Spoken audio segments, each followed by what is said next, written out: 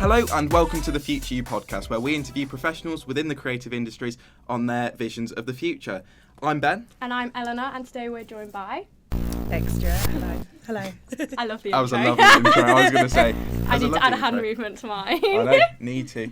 So, if you just want to introduce yourself, who are you and what do you specialise in? Okay, so I'm Beck Stewart. I work at Coventry University. The rivalry. It's all right. The rivalry. We're all creative creatures here. It's good.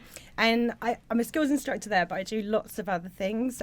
So my practice is kind of in the extended reality. So we know that as XR, but it's the bubble term of augmented reality, 360 VR.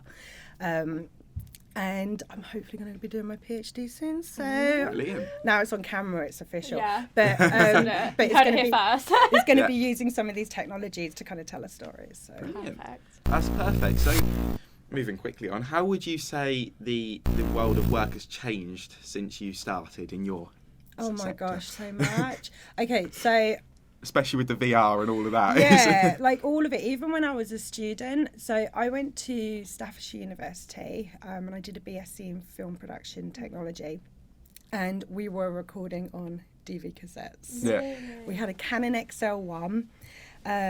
They hadn't even brought out like the DSLR, like so. The film Black Swan. Is it Black Swan? The ballerinas. Yeah. Yes. That's one of the first Yeah. ones where they use like a photography camera for a film purpose to get that cinematic view. Yeah. And it's only probably in the last, how many years? 6 years, I would say, that we've had those cinematography cameras that have kind of replaced the DSLR. Yeah. But even as a kid, I'm one of the elder millennials, guys. I'm like nearly 40. I'm 38. We'll let you off. But even as a kid, my dad was a computer engineer and worked in Silicon Valley. Okay, perfect. So we So grew you were like, Yeah, like you were- around around things like it, technology yeah. and everything. And I remember having a Postman Pat game that was on the BBC computer, and I had a tape cassette, and I had to load it in there, wait half an hour for it to start. For it Yeah. to start up. And it was like these little tiny like red pixels, and you had to like hit the arrow keys just to deliver. Yeah, Postman yeah. Pat. I love it. So, but this is the interesting thing. Even though we kind of think of XR as a fairly new thing, it was already being done. Yeah. Then I'd even say the Victorians were flirting with like an analog version. If you go to the Media Museum up in Bradford, they've got a Kodak area, and people at the beaches used to kind of go to these places where they put their eyes through what we would say is similar to a VR headset, and they'd watch these flipper books. Yeah. So it'd be quite immersive Yeah. in that experience. And then I think with the 70s and 80s, the technology wasn't necessarily like there, or the drive wasn't Oh, there. yeah. And I think what we're seeing now, because it's like we're in the fourth revolution, the third one happened like in the 1870s, and so that's when we saw like film coming in and photography. But again, stereoscopic photography was already there, so that 3D. The Queen's last Jubilee, like 10 years ago, like you would have all been so young. I don't I know. literally remember remember that. that. I had Yeah. there was a street party in my Yeah. town, and we were all... Do you remember Channel 4 showing a 3D version of her coronation? And they sent, you could order these like 3D glasses and then watch Vaguely, it. yeah, I do remember. Yeah. They'd found this footage that had been recorded in 3D, Oh my God. and they repurposed And they, it. yeah. And then they've also seemingly found ones since then that were in colour. Yeah. So the technology was there, but Yeah. I think they got swamped. And I think we're kind of getting a bit swamped with the digital technologies of VR, and we hear all these words Yeah. and they're used very interchangeably. So that's why I always say like XR, Yeah. because to me it's the umbrella term of covering all of them. But yeah, I think we're very, very swamped by Yeah. it. But I think eventually, even though we've got this metaverse, what will happen is people will start to adopt ones, and maybe some of those will just be put on the shelf Yeah. for a while. I think AR is going to be your one that most people adopt. And if you can learn how to build 3D objects, you can use that in AR, VR, Yeah.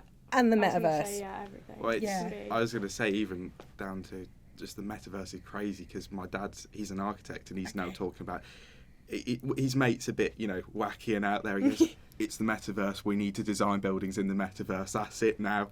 Everything's turned into. He thinks it's definitely the future. But yeah, so going off of the whole what you just said about being swamped, do you think it makes filmmaking easier or more difficult? Because in some ways you've got too much choice in a way of the different mediums. We started filming this podcast on as I said to you earlier, 360-degree camera, but that overheated. It didn't, because it's obviously warm in the room as well. And you've got so many different options, gimbals, this. So what do you reckon? It's picking your flavour. Yeah. I think as students, because I work with a lot of students, even though I'm now a lot more older than my students, that kind of journey that you go through, you try a bit of everything in your 20s. I was going to say, your taste is going to change, it would naturally, sort of thing, you're going to find. And also, because I'm on that neurodiverse spectrum, I've always been this curiousness and this explorativeness. So I went from theatre to film to media. You're always creative in some. To VR. And it's to me, there is a fluidity between all of them, and they all cross over, and it's kind of like we have this, this bedrock of art, the original art. And for me, things like theatre, they're getting a massive hard time at the moment, and they're being shut down. They actually see it quite naturally within the 360 world.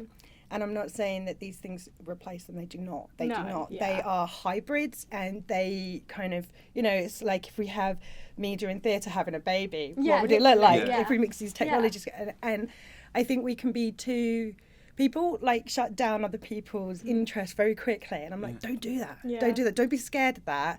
It's never a replacement. They said the TV would replace the radio. And it hasn't. And it hasn't. It's still, And theatre's been around for thousands of years. Forever. Did I answer that question? I feel like I went on a tangent. Yeah. And I was going to say, the thing, what was I going to say? Now I've got to remember what mine was. Oh, what I was going to say is, I don't know about you guys, but obviously going to uni, and when people are like, oh, what are you doing? It's like, oh, media. They're like, oh, what do you do? It's such a broad people still sort have of, that kind of misconception. impression that it's like, well, what do you do? Record films. It's like, well, no, there's a lot of stuff that we can do within that too. Like you say, there's so much that can fit into it or be brought into it, and it's still that people still have that little bit of a narrow mind conception. That and I think a lot of it starts in education actually. So we're seeing it now with the STEM agenda, which is hugely dangerous. The GCSE thing, I wouldn't be able to go to university now if I was 16. Really? Yeah, I don't have a maths, but I have a BSc in Yeah, film. So and for that is where it doesn't really make sense. Like you say, it just doesn't. Yeah, it's crazy. Just because you can't do one thing doesn't mean it's going to stop you. I was going to say it stops, people who are much more creative from being creative in a way. 100%. And I watched a wonderful TED talk. What was his name? I can't remember his name, but it's art versus science versus art, and he talks about the way that the two have been very separated. You can blame Aristotle for that, but also post-war they were separated. But if you look back again in that third revolution, especially in those they're very sexist, but those gentleman clubs, you had artists and scientists talking together, having brilliant ideas. And so really, are you an artistic scientist or a science artist? So because we're playing and experimenting with these technologies, to start narrow-minding kids in the school to not be able to be free, you're doing damage. 100%. Fantastic educator used to be called Sir Ken Robinson, and he said schools kill creativity. I add to that and say governments kill creativity, and it's actually, if we want to be inclusive of everybody and using these technologies for good, because VR for good is like a good, it creates empathy. We have to be inclusive at that ground level. So sorry if I've gone a bit off tangent. Just to build on that. further off topic. My mum works in a primary school, and she always hates it because me and my brother, we were always okay at school, sort of thing, but we both really enjoyed sport and PE, and she'd hate it when parents would be like, oh, my son doesn't want to do sport. It's like, hang on a minute, my daughter's not going to be like, oh, she doesn't want to do maths. Like, it's as important. Like, anything's important. Like, everyone's good at one thing, and you shouldn't limit yourself.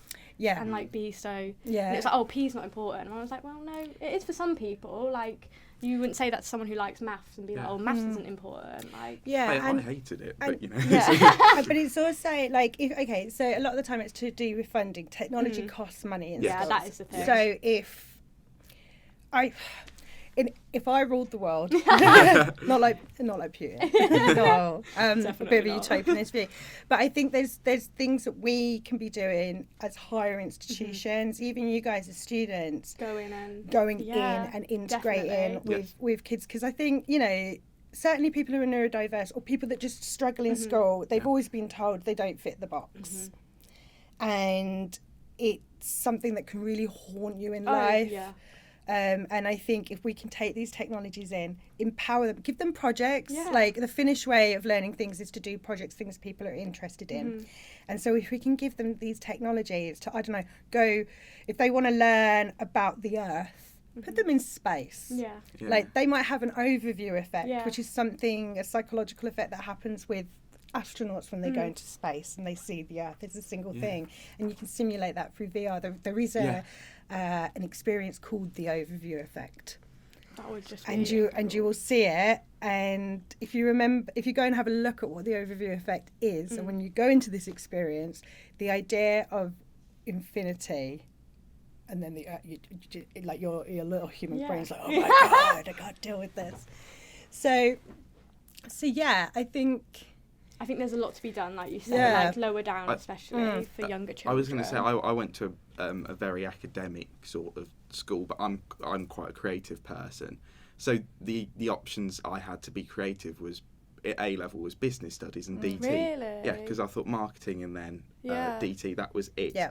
I really needed something like media or something like that, just so... I can't complain with the school. I loved it there. It was brilliant. However, I just needed that sort of more creative media.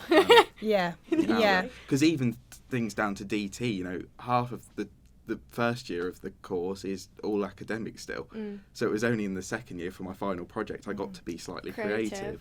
So yeah, definitely I think you need to spread I'd be a good member creativity. Of your if you ruled the world. I'd agree. Everyone would I stand equal behind pay. you. Yes. I'd vote. I wouldn't want to do it, that'd be a hard job. Nobody would want to do it. And so, I mean, obviously you've touched on, you know, how everything has changed. Would you say the changes you've experienced have had a positive impact on your career and your creative life? Or would you say in many ways no? I would say, okay, so in terms of my creative self, 1000%. Yeah. In terms of career, I've had like some absolutely fantastic opportunities with Adobe, because I did do this. I'm an Adobe education leader. We do know that. Yeah, sorry, I've got the lanyard. Get the logo. But in terms, like, for example, Adobe have fantastic immersive capabilities in Premiere, and like working, like I get beta testing a lot of the time before it comes onto the main interface. And so you'll have these like brilliant workflows, like certainly with 360, and they've even got these new filters. And I don't know what the language media means with a spherical blur. If we know fade to white is like Dreamtime, fade to black is like, what does spherical blur mean?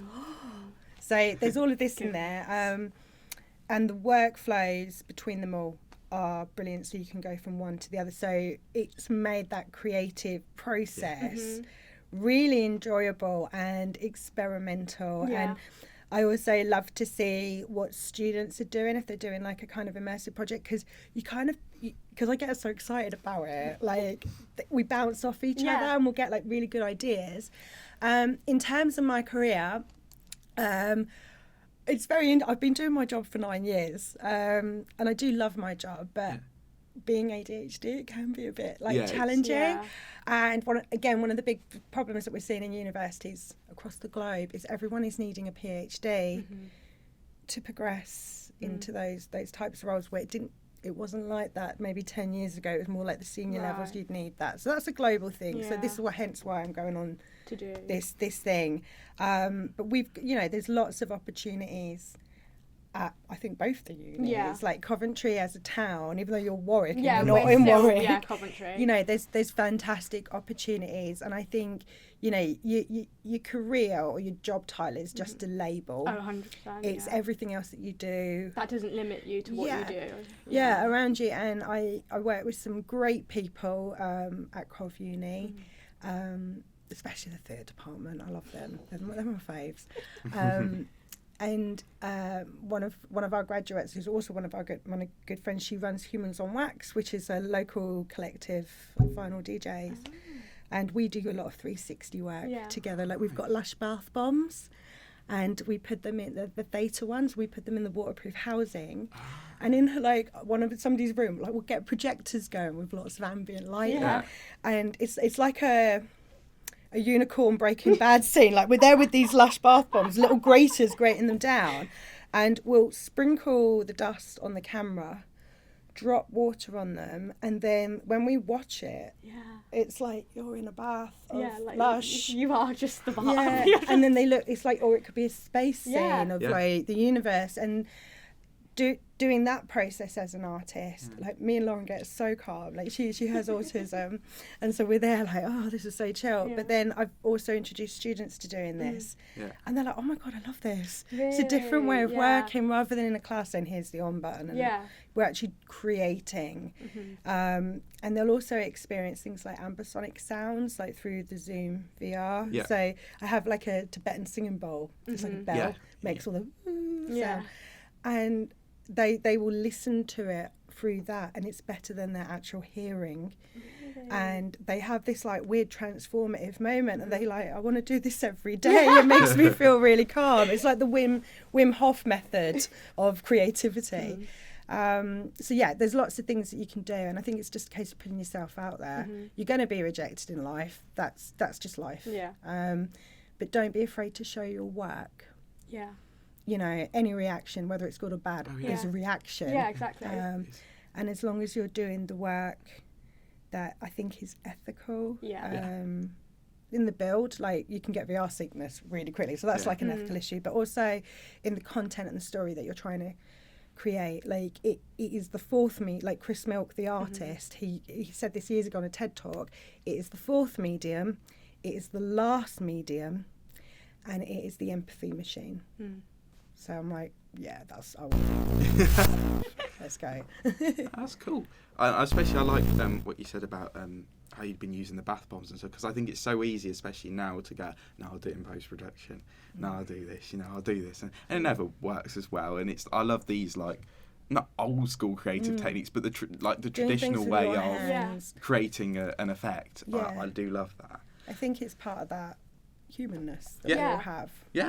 We had this with our last person who was on our podcast, and he was like saying about he worked in marketing, but he was saying it's the human touch that people still want with marketing too. It's not it's not all about robots or what people think they want. Like, it's the human sense. Because he talked about AR script writing, hadn't he? Yeah. And that he wouldn't want to go and watch a film if it was done fully off. And they've had this same problem with actors as well. There's a big, I think it's in America, there's a big thing about like the unions protecting themselves so that the actors, voice actors particularly, don't get overtaken by the... Brilliant. And so in terms of the sort of immersive side of things, especially like immersive art and, bringing things to life with AR, do you think that the technology and innovation in this sort of area has helped individuals to become more creative, or do you think it is also, do you think it's changed the way we experience art as well? Oh yeah, 100%. Especially with NFTs as well and stuff like that. Yeah, NFTs. NFTs. They're not that ethical. Great for artists, not great for the planet. I think... Can you just repeat that question? Yeah, so sorry, do you think blank. that... It's all right. I always have to go, can you just repeat that? Right, in terms of immersive art and all of that, do you think that technology and innovation has helped individuals to be more creative, and has it changed the way we experience art? Yes. Okay. So, for example,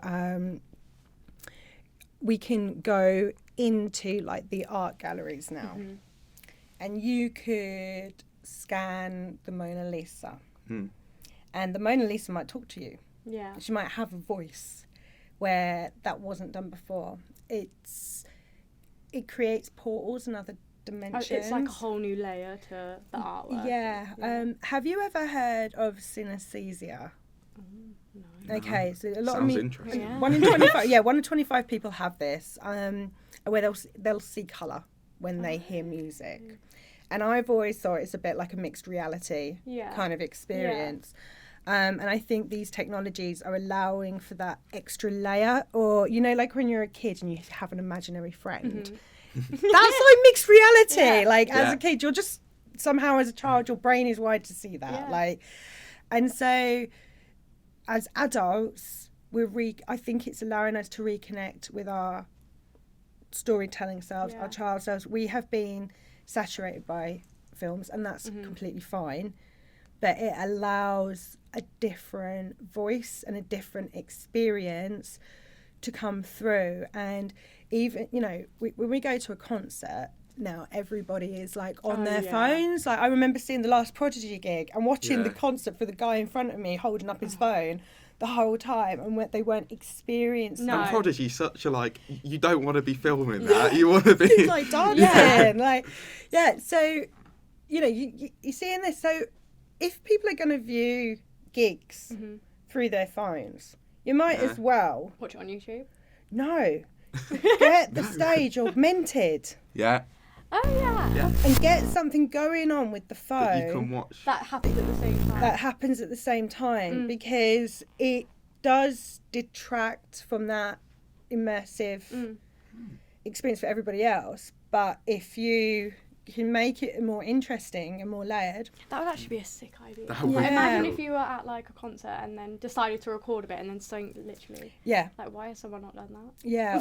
Yeah. Or like you could have them. You could have a performance. So I could imagine Björk doing something like this. The Icelandic singer, where they're maybe not even on the stage. Or they're on the stage and they're wearing like one outfit, but on the augmented it's completely like animated or something like that. That'd be so good. And like the accessibility. Okay, so another example, if you're watching theatre, they've done, I can't remember, probably not the National Theatre, but they've given people who are hard of hearing glasses, AR glasses that put subtitles at the bottom so they can experience live theatre. So it's diverse. It, I think, engages people a lot better. So like children, they might get very bored walking around a museum. Yeah. But if there's something there for them to interact with, and the alphas, so the kids born 2010. Yeah. My 6-month-old nephew, well, he's 2 now. They were both doing that. They knew how to open the phone. Crazy, isn't it? And I don't think it's okay. Like, we're quite tech aware in our family. Yeah. It's not because mum and dad have been on the phone. No. It's just they're like little sponges, and that's what they know how to do. Yeah. So definitely. So, regarding education, what are your thoughts on virtual learning, and what do you believe is the future of learning? Virtual learning. Okay, I think, again, it's an individual thing. I couldn't do an online course. Well, I was going to say I really struggled at sixth form when it went online. I just, as well. It was motivation, it was distraction. I started editing videos instead. Yeah, it's just so hard. Like, it's really hard. And I don't think almost us as well as students, as well as teachers or whatnot, whoever, we both don't know how it works fully to engage each other, so like it wasn't clicking at all, whereas when you're face to face there's eye contact, there's all of these things, and it's not like that online. No, it's not like that, which actually probably leads me to the telepresence conversation we had a moment ago. Okay, so when you're on that screen, like you just said, you're losing like so much body language. If you think of a text, you're getting no body language, but you're losing 70% of the communication. That's why things get misconstrued very easily. And so with the internet and the virtual teaching, we're kind of getting a medium close-up shot. And the screen is 13, 16 inches, whatever. If people aren't showing their faces, that's like, for a teacher, I've had that happen to me. It's like talking into the void. It's horrible. And I also get that a lot of students don't feel right on the camera. I hated it, especially maths, because I found maths at A-level very difficult, so I never wanted to be the one to answer question, because I get it wrong majority of the time. So I'd never have it on because I didn't want to be picked on. I was one of those, the mic's not working. So we saw some guy like freeze. We did all Zoom hacks and stuff, like it was brilliant. I love it. But I actually was playing around with a couple of guys who I used to work with, Pete Woodbridge and his colleague, and we were doing stuff with green screens and Zoom. We were using Snapchat and integrating that in. And I'd probably say the best teacher or lecturer I saw online was our theatre lecturers, and specifically Tom Gorman, who runs the immersive telepresence in theatre. It's a bit of a mouthful. It's international award-winning thing. He's won quite a lot of awards for it, and they've been doing this for I think 6-7 years. I followed it for my masters, and I was quite interested in like how the students and the finished students were communicating through giant Skype. So like I said to you, imagine a giant screen. You're the height I am. No, you're the height you are. I am the height I am. And there might be a second's worth of delay, but we can see it, like the full body. Steve Jobs and Bill Gates had envisaged in the future that people would have giant screens in their houses. And what you have to do in these immersive experiences is have mirrored rooms. And because you can see the full body, like we are now, if you were to say something, there'd be little subtle clues, like with your hand or like those things. When you're online, that doesn't happen. No, it doesn't. And so you get this, like people talking over the top. Oh, where's the mute button? It becomes like quite a comical thing. But Tom, when he was teaching a lot of his stuff, I think he took his performance as an actor and did it very well. And I actually started going to his lectures, even though I'm not a theatre student at all. It was all on pataphysics, but he'd run it like a broadcast. So there'd be an advert break, but the advert break would be something relating to what they're doing, but it would be so bizarre and surreal. And like they're very good lectures when you are physically in the place, but he delivered that online as well. And when you get into hybrid teaching, that's a whole other ballgame because you've got people in the room, you've got people online, and it's a bit like who's at home in the audience. We had that for a little while. Here's the screen, and it's no. When we did it, it wasn't and not to like say it was awful or anything, but it didn't feel like we were in a class together. It felt like you were on a computer, they were on a computer, we were sat here, and it was two different lessons going. It wasn't one communal experience sort of thing. At first, getting into the project because we were all online, so it was just sort of like you're on a team screen. And we were like obviously brand new to each other. We didn't know each other because we hadn't met each other really. So it was. But you know what's really nice is to actually like this is all the stuff you need to do in your write-ups, guys. This is teamwork.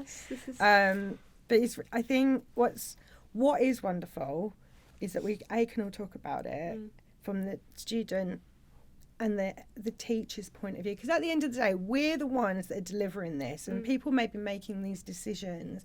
They're not.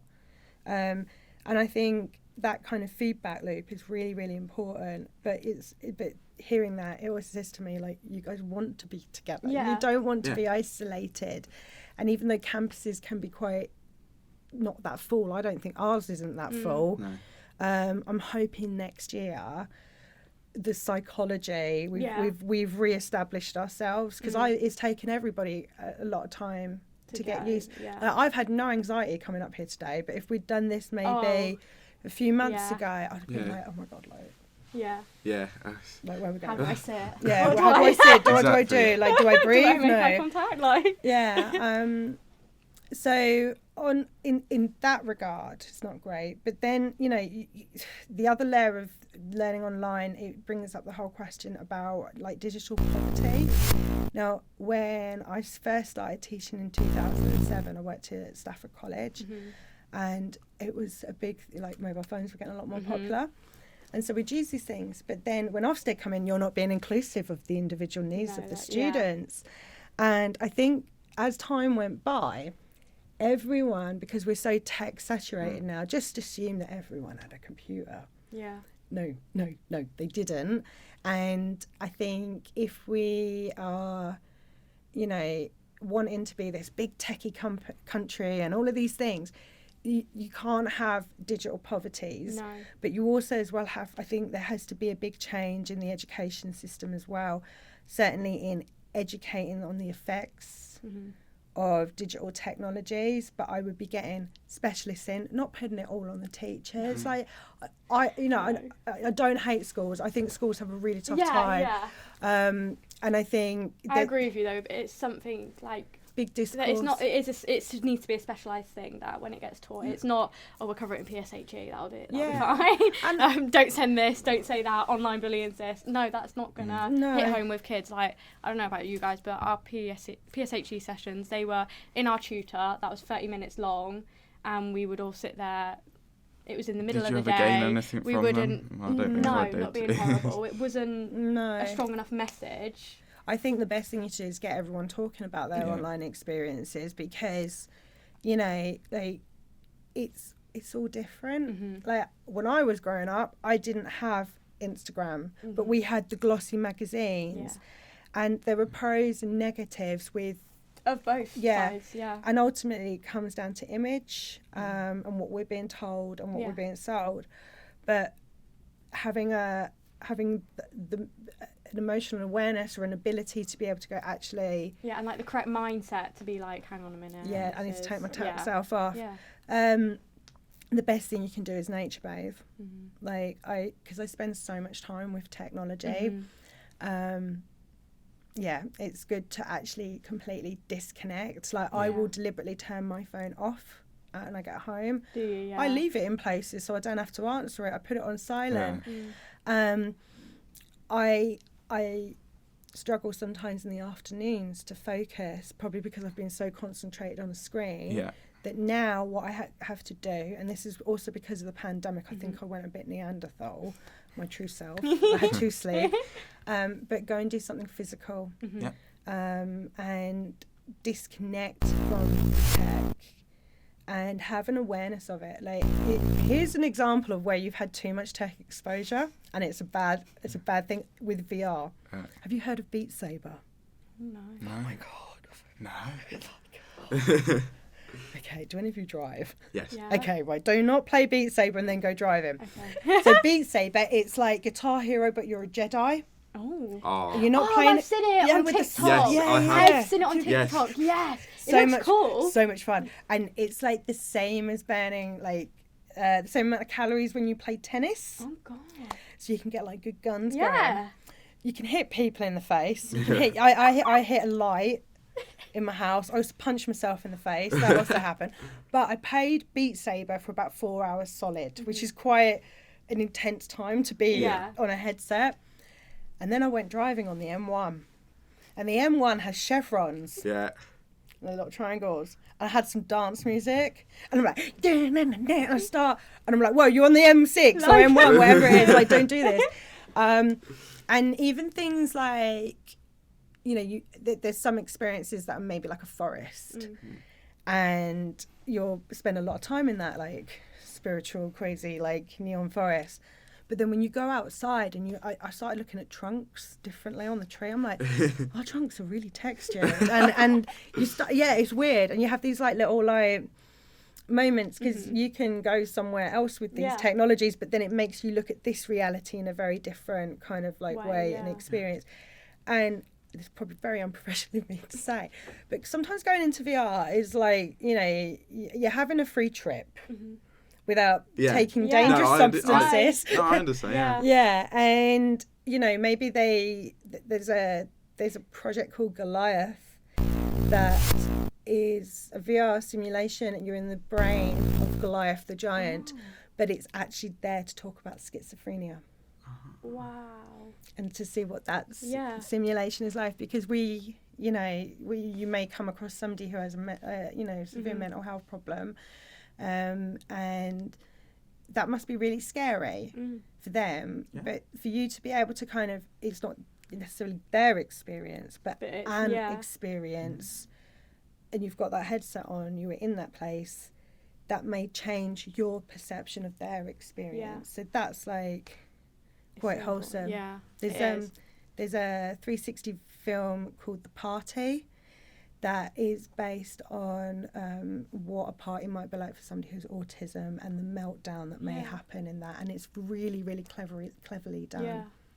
Cool. That sounds so good. How it can be used to educate as well. Yeah, and rather than just entertainment or fitness. Well, that which leads me on to my next question, which was what changes do you think we'll see in the future regarding all of your interests? One of my interests, one of many interests. Okay, so we all know about H&M, like on the metaverse, and you can go in there, you can try on your metaverse or dress from H&M and then get it delivered to your house. So we're going to see that. I still think, though, we will have the high street, but they will have a shop that has one size of everything, and you can't actually take anything from the shop. But you order it, and then by the time you get home, almost, it's delivered by drone. But at least you can see it. How do you feel about then Pretty Little Thing obviously released like digital models? I don't know if you saw, it's like completely digital, like metaverse, all of this, and they got a lot of backlash from it, that it's not seeing it on different body types, it's that idea of a perfect body, perfect face. How do you feel about that then? Because I bet you any money, no offence, Ben, but they were probably designed by men. And this is like sorry, no, this is like not attacking men. This is not attacking men at all. They're wonderful men in the world, but there's also when you look at the tech world, predominantly he's got his arms crossed now. Sorry. It's predominantly been male. And even in Silicon Valley now, it's still predominantly male. And we can go on about the XR world being, it's a place for like women and you know, trans people and every. It's not. It's not. It's still designed by boys, and you know, you can look at like deep fakes. The fact that people's faces are being put onto porn stars' faces for other people's gratification, for revenge, through this deep fake. And I think that is terrifying, and it can actually destroy people's lives. You know the actress Kristen Bell? Yes. It's happened to her. And do you know who told her? Ashton Kutcher. You know, because he's... I just think it's so sad, like you say, that it can be used for things like that too, and it's been thought, someone's thought, let's create that. Like, why would you use technology in that sort of way? In my opinion, I think it's a bit sad. Like, I think it's always hard. About suppression, and I think, you know, it's capitalism, like, and what gets me is like, your generation are so awesome. Thank you. I mean, I'm like, the millennials, like, started to change. Some of us are good, some of us are like, wow. But what we have to do, I think it's like, you know, seeing different faces in those roles. Fantastic film called Coded Bias on Netflix. Dr. Joy, she was an MIT researcher, and her whole thing was on facial tracking. She's African American, and guess what? Tracker didn't work on her face, and it wasn't until she put a white mask on her face did the thing start to note. So from that film, you can see that there needs to be more females, more diversity in the voices and the designers. Yeah, but even development, obviously. Anyway, like, that shouldn't be happening. And getting girls when they're young to see different people, and I think we as humans, we love to very much shine on negative things. Oh yeah, of course. And we don't really do much about it. I don't know if you think that sometimes. Like sometimes in the world we say all these things. Yeah, where we keep saying okay, but it. what have we actually done to overcome we're that? all a bit kind of, I think we've all been like, it's kind of the victim. Yeah. Well, I can understand, the whole snowflakey comments, but I can also understand the Karen comments. Yeah. But when we're talking about like the technologies, I just think it's about getting the people into the right jobs by being inclusive at them. It's all at that young age. Like I was going to say, like you said earlier, it's educating the younger age. Yeah. Because even growing up as a girl, I would have never considered a tech route really. I don't think until I studied media at GCSE and A level, I would have never considered it at primary school. It was like, I'm going to be an actress. I'm going to be this. It has. You have to have. You know what? Nature and nurture are a very interesting thing, and you have to have like good people in your life. For me, it's my adoptive dad. Yeah, the Silicon Valley engineer. Got brought up with. And so you probably did have it. And I had it, but then I also had my mum who's a musician. Oh, so you creative again. So it was all and then my biological dad, he was an artist, and I come from a big line of artists, so and it's like, okay, so like the creative package. Yeah, the creative package has come. Yeah, suppressed. You could always. But the technology had to be introduced, and my dad, he said when he worked in Silicon Valley in the 80s, and he came back over to the UK to work, they still work with a partner, there was an American lady who used to come over all the time, and it was great when she was in the office because she had such brilliant ideas. She was like a go-getter. But my dad was like, she has to work 3 times as hard because she's the only woman in the office. Yeah. And I think women of my mother's generation probably are a little bit more hardcore because they had to voice their opinions a lot more. Yeah. Where for me, because I've been empowered from a very young age, I'm like, what are you talking? I can do this. Yeah. I mean, I work with a group of men, and they're like the best guys ever. But so, I'll go and like lift up. Oh, you can't. I'm like, be dude, careful. I'm carrying like 10 of these at the road, and then like some of them will start telling me how to do something, and I'm like, my resting bee face comes on. And my colleague's like, am I mansplaining? I'm like, yeah, mate. Yeah, you are. But we have banter about it. But I think the technology in the future, you just got to be switched on. Nobody gave my parents or my parents' generation a roadmap for mobile phones. No. Jem said that, didn't he? You mentioned. Yeah. Nobody gives parents a book to even bring up kids. But we know what we know as the children who used it were the first adopters. You guys are like maybe the second or third adopters. What you tell your children is going to be key to how they're gonna. It all starts when they're little. Yeah. You're at the end now of being the child. I think so. No, you're at the end. No, you're at the end though, but you're going into the working place now. And everything that you have experienced in life up until this point, whether it's been negative or positive, there's something there that can be learned. Yeah. And even though, like, if your parents ever go, you can't go on the computer, you can't go on this. It's just having an awareness and, like, having that connection with the earth. Like, remember, we are from the earth. We're not too techy. Yeah. But we have to be very ethical with this stuff now. So, And so, do you think in the future this sort of technology will cloud creativity, or do you think in many ways it'll actually enhance it?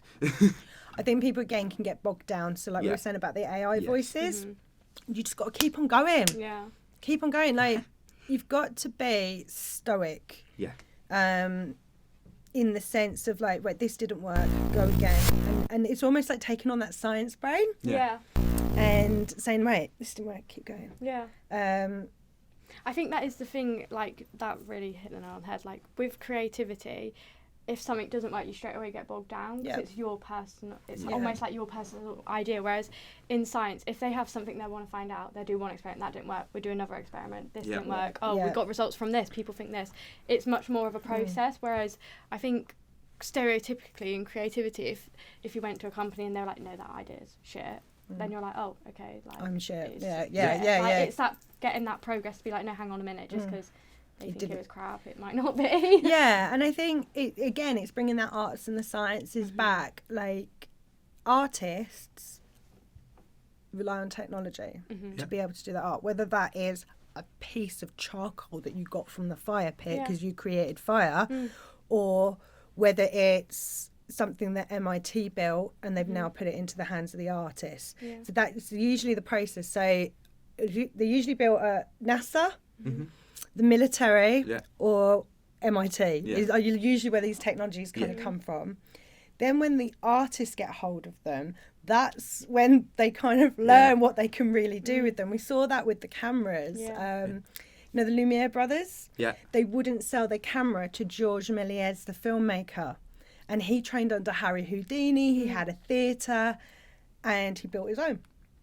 And it was like, you know, they just thought it's just going to be a science thing. And it's not. And it's clearly not, because we all watch film. So it's... history repeats itself again and again.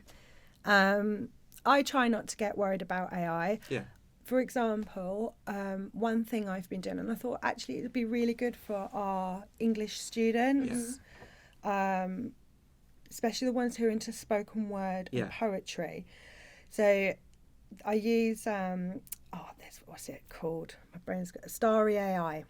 And what I can do in Starry AI is I put some poems in there, like well-known poems, and I did them paragraph by paragraph or a few sentences. Like Shakespeare's sonnets are quite good because they're nice and short.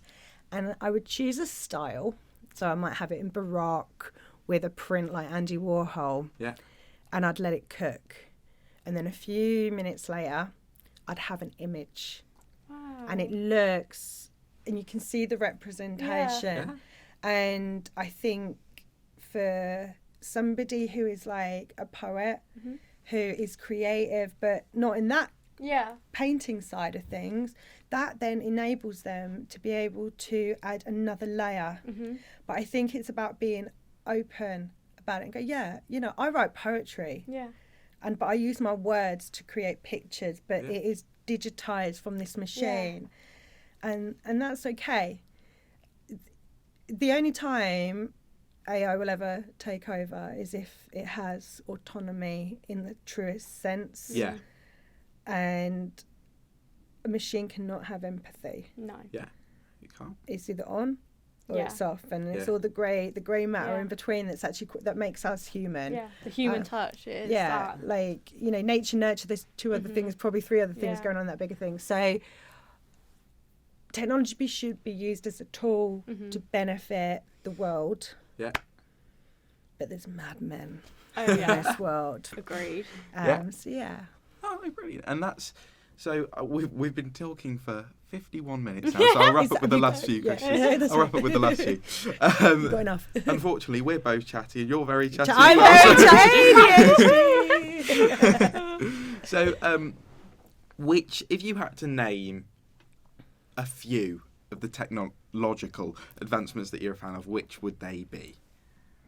Okay. If you had to pick a few that, you know, really do rule your life and you love them. 360. Yeah, 360. I use that a lot for documentary. I used it last time I went home to Australia.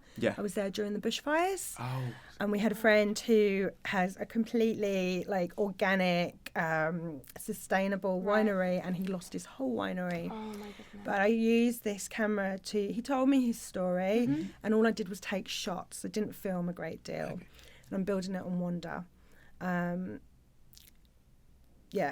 It lives my life. Like 360 is a play toy.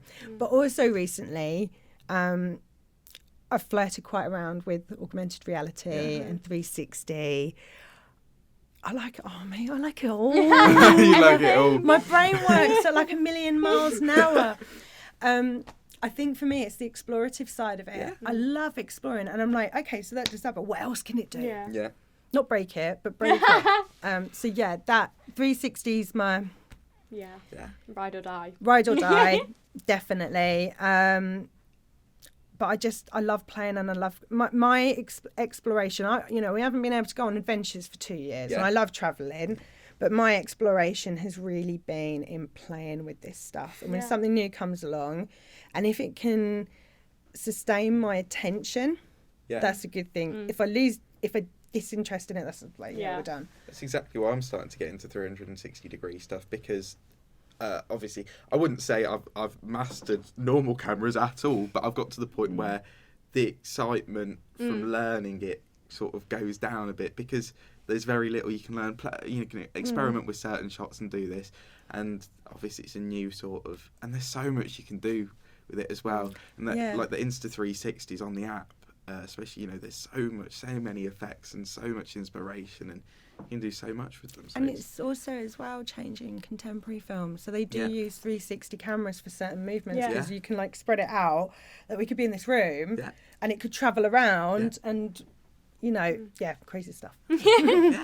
And leading on to the final question, does the future excite you or scare you? Both. Yeah. It's like that's a very good answer. Yeah, it's actually, it's both.